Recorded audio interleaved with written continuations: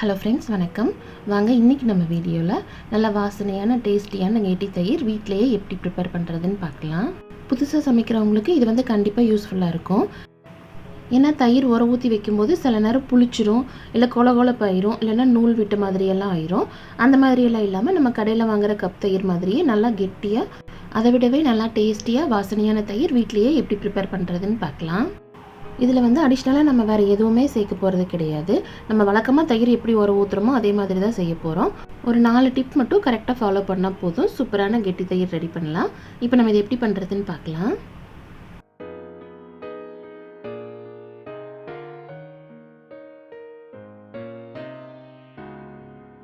இப்போ ஃபஸ்ட் இதுக்கு பாலை நல்லா காய்ச்சிக்கலாம்.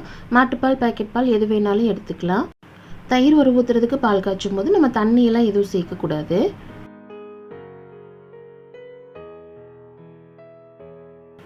ஃபஸ்ட்டு ஃபாலோ பண்ண வேண்டியது பாலை நல்லா ஒரு 10லேருந்து 15 நிமிஷம் நல்லா சுண்ட காய்ச்சணும். அப்போ தான் தயிர் நல்லா கெட்டியாக கிடைக்கும்.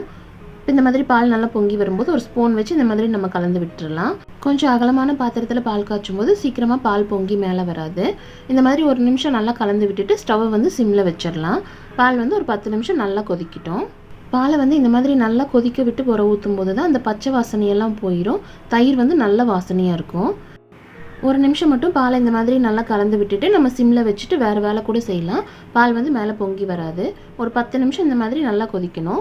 இந்த மாதிரி கொதிச்சு வரும்போது இந்த ஆடை எல்லாத்தையும் நம்ம இந்த மாதிரி உள்ள தள்ளி விட்டுறலாம். இப்போ 10 நிமிஷத்துக்கு மேலேயே பால் நல்லா கொதிச்சிருச்சு. இப்போ ஸ்டவ் ஆஃப் பண்ணிவிட்டு இதை நல்லா ஆற வச்சிடலாம். இப்போ நம்ம ரெண்டாவது ஃபாலோ பண்ண வேண்டியது பால் கை பொறுக்கிற சூட்டில் இருக்கணும். இந்த மாதிரி கொஞ்சம் நேரம் ஆற விட்டுட்டு நம்ம கை வச்சு பார்க்கலாம். கை பொறுக்கிற அளவுக்கு வெகு வெகுப்பான சூட்டில் இருக்கும்போது உர ஊற்றிக்கலாம். அப்போ கரெக்டாக இருக்கும். இந்த ஆடை எல்லாத்தையும் ஒன்று சேர்த்துட்டு நம்ம எந்த பாத்திரத்தில் உர ஊற்றுறோமோ அதுக்கு பாலை மாற்றிக்கலாம். நான் மண் சட்டியில் உர ஊற்றி வைக்கிறேன். இதில் ஊற்றி வைக்கும்போது 2 நாள் வரைக்கும் தயிர் புளிக்காது. ஃப்ரிட்ஜில் வைக்க வேண்டிய அவசியமே இல்லை. இப்போ உர ஊற்றுறதுக்கு தயிர் ரொம்ப அதிகமாக சேர்த்துடக்கூடாது. ஒரு 1/4 ஸ்பூன்லேருந்து அரை ஸ்பூன் வரைக்கும் சேர்த்துனாலே போதும். இப்போ 3வது ஃபாலோ பண்ண வேண்டியது என்னென்னா, தயிரோட கொஞ்சமாக உர ஊற்றுற பாலையும் சேர்த்து இந்த மாதிரி நல்லா கலந்து விட்டுறலாம். இந்த மாதிரி கலந்து விட்டு சேர்க்கும்போது உர ஊற்றுற தயிர் எல்லா இடத்துலையுமே சமமாக பரவி இருக்கும். தயிர் நல்லா கெட்டியாக கிடைக்கும். இந்த மாதிரி நல்லா கலந்து விட்டுட்டு மூடி வச்சிடலாம். இப்போ 4வது ஃபாலோ பண்ண வேண்டியது என்னென்னா, மேக்ஸிமம் தயிர் நைட் டைம்லேயே உர ஊற்றி வைக்கலாம்.